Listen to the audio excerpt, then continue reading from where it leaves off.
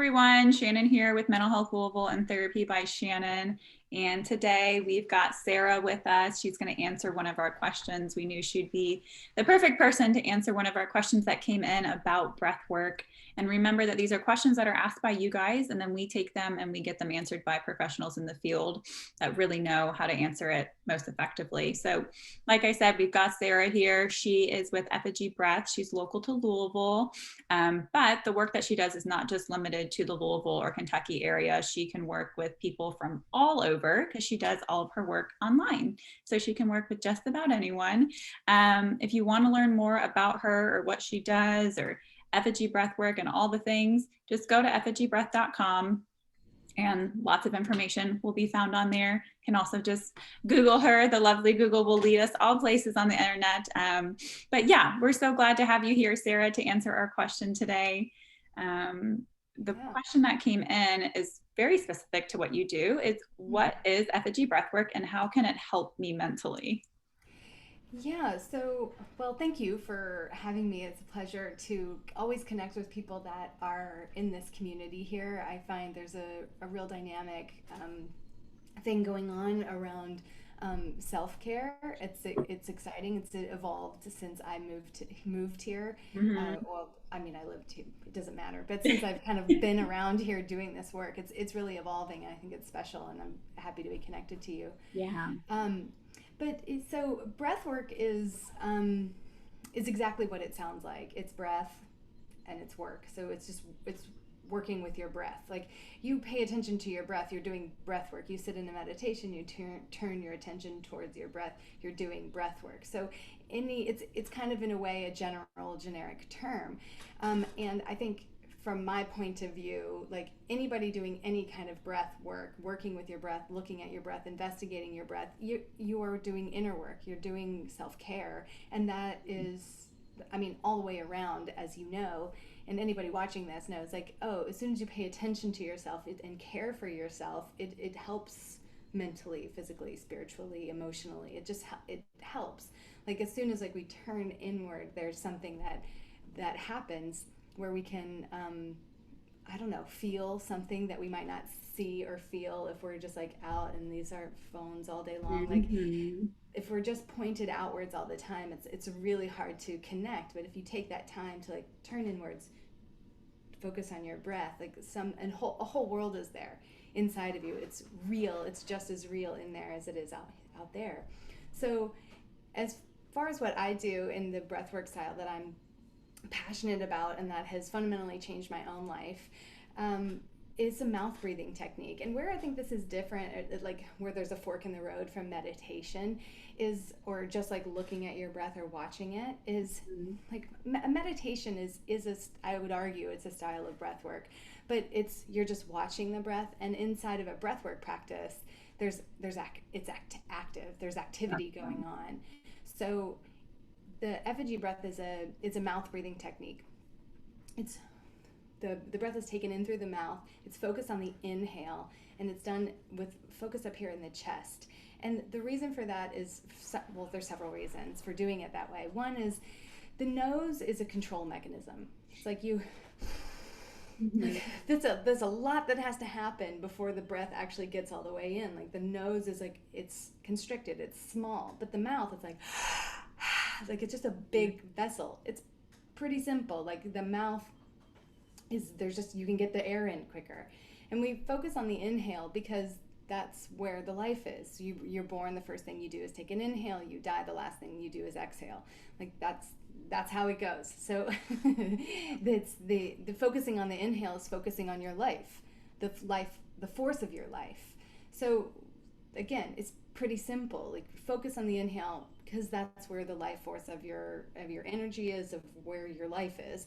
And we do it through the mouth because it gets a lot of air in really quickly. Yeah. And we focus here in the chest because this is the heart space. I mean, if you're into the woo, as I have been known to be, this is a heart chakra. And the heart chakra is, well, and then the heart, it's like, this is the center of the emotional body. And whether anybody likes it or not, that is actually what it is. It's like heartache. Like we have all these, there's phrases in our culture that talk about the heart. And the heart is where everybody's broken. That's, it's really that simple. It's like everybody's broken.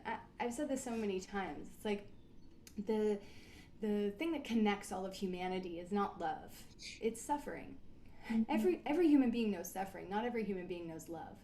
So love is available to all of us, and this is really the center of it from an individual perspective. So it's through the mouth, focus on the inhale into the heart. And this technique that I'm well versed in and have done so much of and have led so many people through is in a way kind of it's controversial. It's different than say a pranayama that you would see in a yoga class or in a kundalini type of situation. It's all Mhm. very, most breath practices that you see kind of in the mainstream are these controlled like or Mhm. Yeah.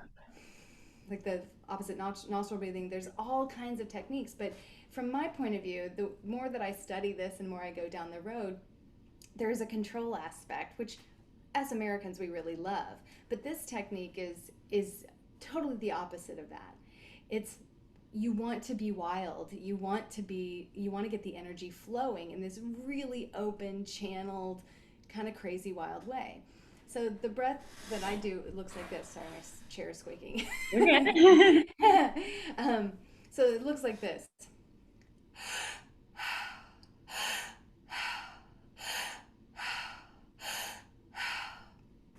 And in one of my classes, well, we do intro classes and we do regular classes. And in the intro classes, you'll breathe like that for 10 minutes without stopping. Oh, And wow. in a regular class, you breathe like that for an hour without stopping.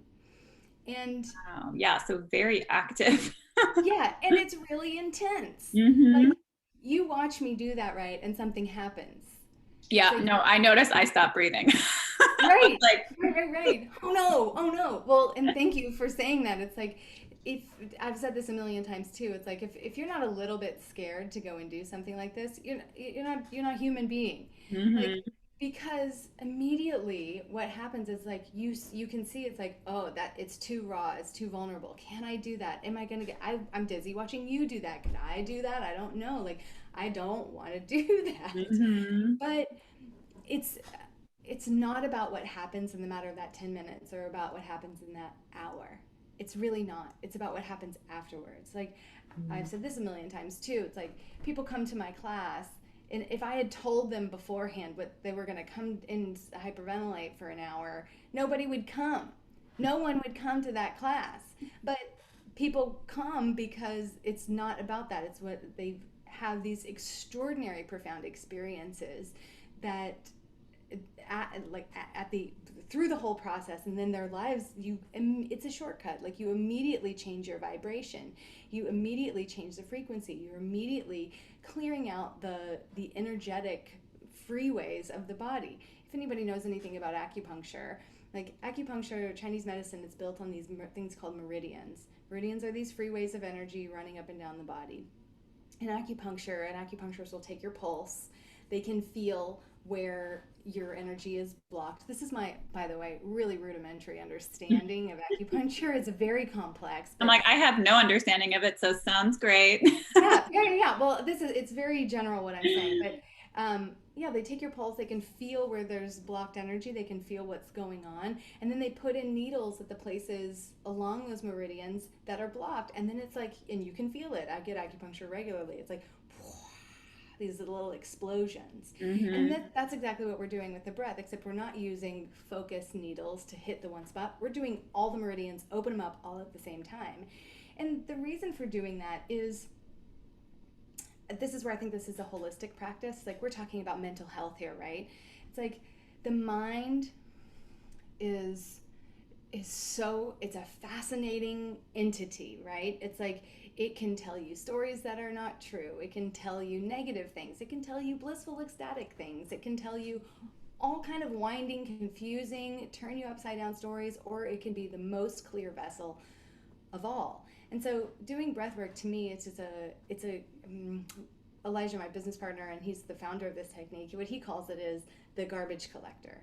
It's like you start breathing like this, all the garbage starts moving, and then it goes, which is what we want. Like, we don't want all this energetic trauma, habits, negative patterns, wounds, things, scars. Like, we don't want to hold on to those energetically because then we're not free. we're just walking around in these shells that are hard cased, and we can't, there's no meeting the world. And so especially for the mental, in the mental world, it's like what the mind is really good for is listening. Mm-hmm. The mind is good for, it's like if you can get your channel clear and you can start to have a process with your emotions, like your emotions will inform the mind what direction to go in, what to do, what to say. But if you're trying to do everything backwards, it's like, oh, I have an emotion. It's like, no, I will not feel that. Or this emotion means that. And then it's like this collapsing, whatever. But this is where I think breathwork is so profound, because your mind, in that span of an hour, the only thing it's good for is focus on the breath, focus on the breath, focus on the breath, focus on the breath. So there it becomes this ultimate meditation, Mm-hmm. because you have to use your mind. You have to. And it has to be used for what it's good for, which is doing a task.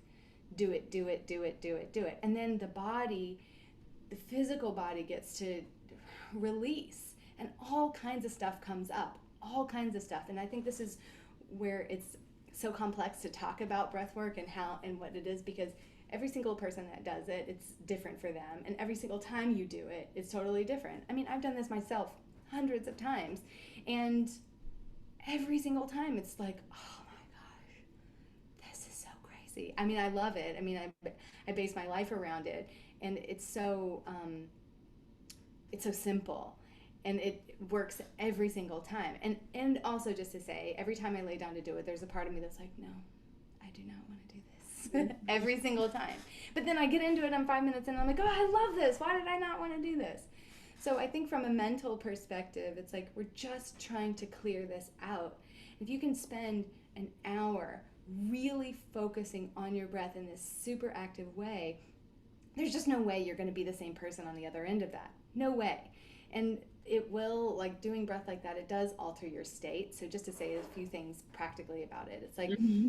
that, if anybody knows anything about Kundalini, that Kundalini energy, it's like spinning energy. It does make this sort of dizzying effect, but the dizziness doesn't last. It all passes.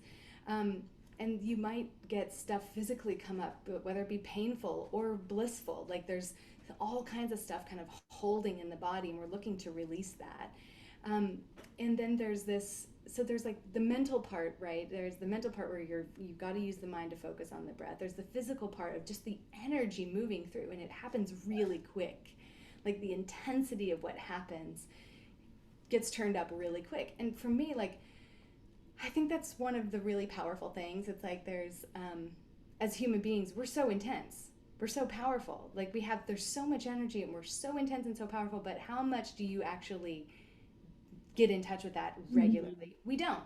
So this is a practice to like feel the energy of your body tangibly. It's like we all know what energy is, right? It's like you walk into a room, someone's upset. It's like, see you later. I'm gonna go out, or it's like, let's fight, or whatever it might be. Like you can read it, you can read the energy, but can you tangibly feel where that is in your body all the time? Probably not. You do something like this, it starts to train that intuitive, energetic body that's there all the time. And then there's this emotional component too. It's like you breathe like that, like you can't control. There's no controlling what's there being held on to, and that's the point. And I think part of, again, why breathwork and doing something in a controlled environment is really important, because if I'm doing my job right, which I've done this so many times, I hope I'm doing it right at this point, like the container is safe and it's sacred. And what I think everybody needs, especially in this culture right now, is a place to be safe to explore themselves. It's like, how many places are not safe, even that are set up to be healing spaces, and they're just not safe. And so what I've loved about moving everything online is that you just have to lay in bed, and then you can just turn your computer off, and the only place you've got to go is the fridge afterwards. And you can just integrate this whole thing without ever leaving your house. To me, there's so much, the effects of it are exponentially way better than when we were doing it in person. I mean, you know, tit for tat, like there's, you Yeah. win some things, you lose some things, um but that emotion, like we need to be able to experience ourselves totally in fullness, without there being a threat of being shamed or in contact with somebody else. It's like, who wants to have a panic attack at the grocery store? Nobody. Nobody wants to do that.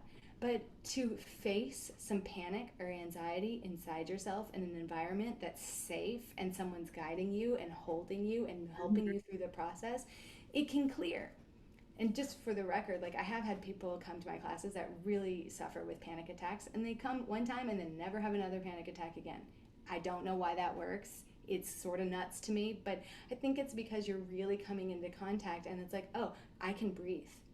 I'm just breathing here.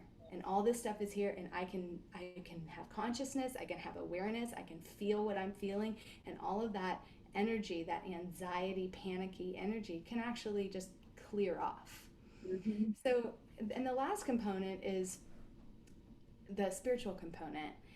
And, some people come and they don't have, and it's really mental or it's really physical, or it's really emotional. And it's not all that often that, I mean, that's not true. I mean, it's all sort of weaving in and out all the time. I mean, I've had people come and say that was the most profound spiritual experience of my life, and that's happened to me. It's like, wow, I didn't like, it's just my breath. And there's all these things out there in the culture right now with the psilocybin and LSD, the microdosing, the ayahuasca, like, and all these hacks and tips and tricks to like optimize, like, blast my brain out, focus. And to me, it's like we have all of that. We already have it. It's natural. So I bring in the spiritual component because I think it's really important for us to, as human beings, to understand that we're not just a body, we're not just a mind. Like, I'm certainly way more than just like what I look like on this screen. And I think everybody, I mean, I don't know that everybody thinks this, but it's like there's a spirit, there's an aura here, and that's just the way that I organize it and talk about it. But I think the spiritual component is really important because it is sort of mixed in with inside of this practice, because you are altering your state, you're trying to elevate, like get yourself out of this human thing and get more into this the spirit, which is in that I would equate spirit to breath. Okay. Yeah. Yeah. Yeah.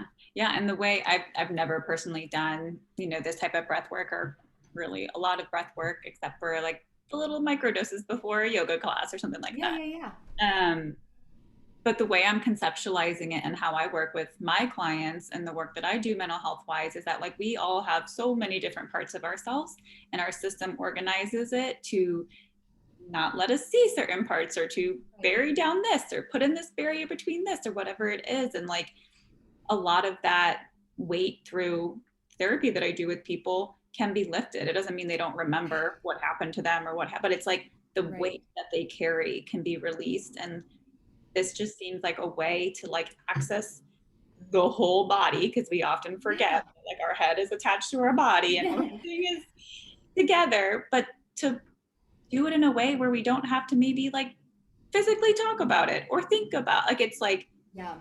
letting the body do what it does. Right. And I think you're pointing out something that I think is so important. Like, therapy is so important. We have to have a way to process from the mind, like, this is what happened to me, and now I've got to work with this. But the mind cannot take care of the body. It can't. Like, you have to, there's a million things out there that you can do somatically for the Mm-hmm. body, but it's like you can't just do the mind. You can't do the mind piece. You got to do all kinds of pieces here. You've got to do, in my opinion, like, you've got to do the mind piece, you've got to do the spiritual piece, you've got to do the body piece. Like, it all is working together all the time. Mm-hmm. And I think you brought up something really great around like the,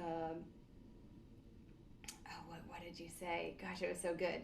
It was about the kind of holding. It's like you don't have to forget it, but it has to. Oh, I think maybe Mm-hmm. that was it. It's like it has to be valuable. Oh, I know what it was. So, like, those processes, right? That end up inhibiting or holding you, or like it's like a cage. Like, you're a wild animal inside of a cage. That can happen. Like, those processes got built for a good reason.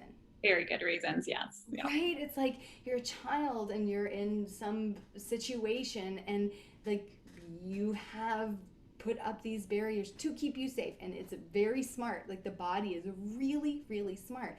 But then you get to be a grown up and you're like, okay, I'm a functioning person here. I can pay my bills, I go to work, I got some kids, I got a house, I got things. I got a car payment. I can drive a car. I can do what I can do. All I can do. I'm functioning, but those processes are still in place. And it's like, how do you get out? And they're so rigid. They're so, it's like concrete. And to me, like, this is if I could say anything, if I could like toot the breathwork horn, toot toot, like, this is the reason to do it. It's like, you're not gonna get out of that cage by thinking. No way. Like, you have to like break it down like a jackhammer. And the body is really dense and it's really smart. And the body is in its subconscious, unconscious way is like, no, no, no, no, no, no, no, no, no, no, no, don't break this up. I want to hold on here Yeah. because this is worthy. It's worthy for me to have this process. It's worthy. But it's like, this is where the mind is helpful. It's like, no, it's not. No, it's not. I don't need this cage anymore. I want to be free. Keep breathing, keep breathing, keep breathing.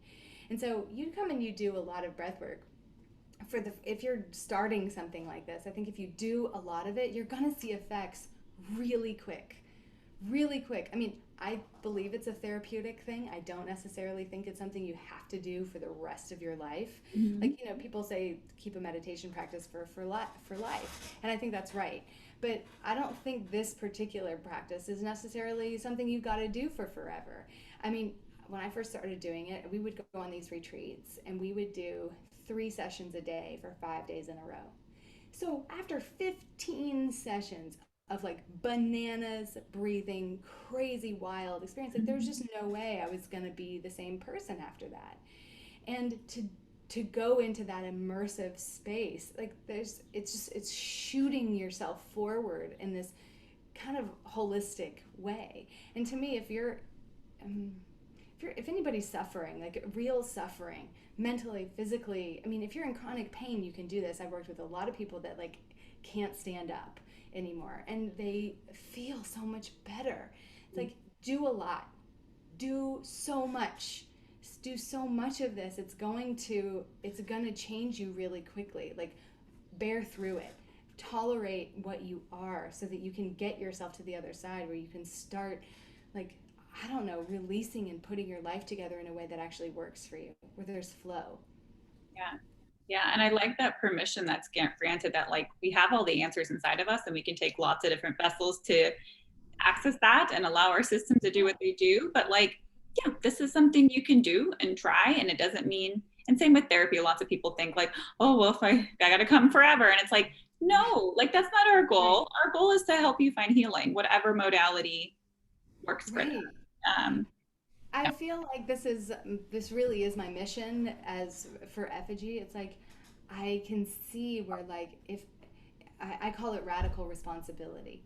If every single human being was so radically responsible for themselves, for everything single thing that happens to them, like, it's my movie, y'all are just living in it. If everybody can be so fully radically responsible, we are all liberated. We're liberated because I'm responsible for every single thing that happens to me, good, bad, ugly, nasty, amazing. Like, I'm responsible for it and I can create it. And then as soon as I take that in and I know I have a process for dealing with every single thing. This happened to me last night. Last night I ended up in a place and someone showed up that is like, hey, number one, turn that trigger bell for a fire alarm on. And I was like, boom, boom, boom, boom, boom. And I'm like, oh my God, this is so fascinating. Like, how am I here? How am I here? And I just had to I had to slow down and breathe. But I have process around this. It's taken a long time to like not resist that, to not resist that feeling, to not get all like crunchy, but to like, okay, I'm okay. I can do this. And that sounds really woo woo, and I can like see myself on the screen saying, I'm like, oh my God. But it's true. It really is. It's like, we all need to be radically responsible, and we need to slow down and breathe into it. Breathe into it. Like, the resistance is what keeps us from being in charge of our own lives, not the opposite. Mm-hmm. So, like, that really is my mission. It's like, I want to work with all kinds of human beings that are really interested in elevating themselves consciously, because when you elevate yourself consciously, it's not just you that you're elevating, everything around you. There's these ripple effects. So I go to the minute micro place, which is your breath. Like there's so much in every single breath you take, so much. And I just go there and investigate there for the ripple effect outward. Yeah. I think there's so much beauty in the investigation. It's the journey that's so beautiful, not where we're trying to get in the end. Yeah, the exploration with curiosity and all sorts of things to be able to leave these external worlds that we are so lovely sometimes, but also Yeah, very future focused and pressure ridden and expectations and like a lot sometimes. And so much. well, yeah, I'm like this year, this past year has been a cluster, but also like we're humans and all the years sometimes are Yeah. clusters, and we just carry so much that like we've got to release them in a way that we feel safe, and breath work is a great way to be able to do that and integrate it with so many different things in our lives because yeah, like we've got all the answers inside of us. Our systems just organize it in a way to where we aren't always fully conscious of all of that. Yeah, it's like that listening mechanism. Like the trauma for sure can like really cut that listening mechanism just to pieces. And it's like then you don't trust yourself at all and then you're really in a cage and you're at the mercy of everything around you. And it's such a devastating way to live. I've certainly been that person. And to I think that's also just as a my own testimonial for my own work. Like I really think like had I not found something like this, I I don't know where I would be. I really don't. Like to just it feels like magic. It feels like magic. Like I'm 40. It's like at 40, I'm like, oh, I never knew that life could feel like this. And that feels like a miracle just inside my relationships, inside my relationship to myself, inside my own body. It's like at 40, I feel better energy physically than I have ever in my whole life. And it's like, I love this body. I love this vessel. It's so ecstatic and freaking crazy. And it's so dynamic. It's alive all the time and every single thing. It's like while we're talking, I got a call from an old friend and I just got that like, and it's like, oh wow, it's so beautiful to have that mechanism that does that. And I think that's a testament to this. It's like you can get to a place where there's real process and real real love inside yourself for yourself, Yeah. and you don't have to think about it. So I love that we're talking inside of mental health, Lou. It's like mental, right? It's like there's the mental is so it's so complex, right? Just that one word, like it has so many derivatives in our culture of like, oh, you're so mental, or like all the different things that can come. But it's like, oh, the mind, what a beautiful thing. And let's clear it up so that we can listen a little better. And I think it starts with your breath. Yeah. And give it a break. It does a lot of amazing things for us. So like it Right. works probably 24/7. And it's like, Mhm. give it a break sometimes to be able to be there with it and connect with it in another way than it's used to being like us, like whipping at it, being like, okay, think, figure Right. it out, run our lives for us. Uh, Right. Agreed. Totally agree. It's like relax in there. Just relax. I say that all the time. I get criticized. Relax. Just relax. Relax. mhm. Yeah. Yeah.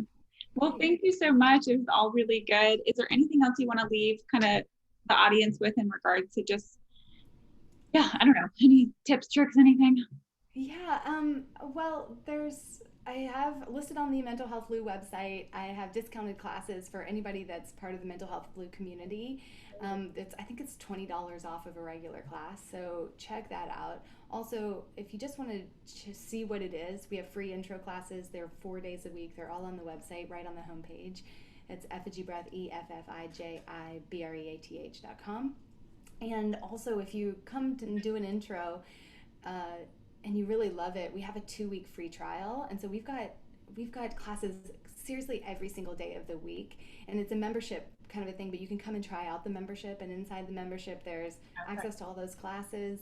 And I post movement videos every week too. And there's like a member area on our website. So there's like these energetic movement practices to really train the energy.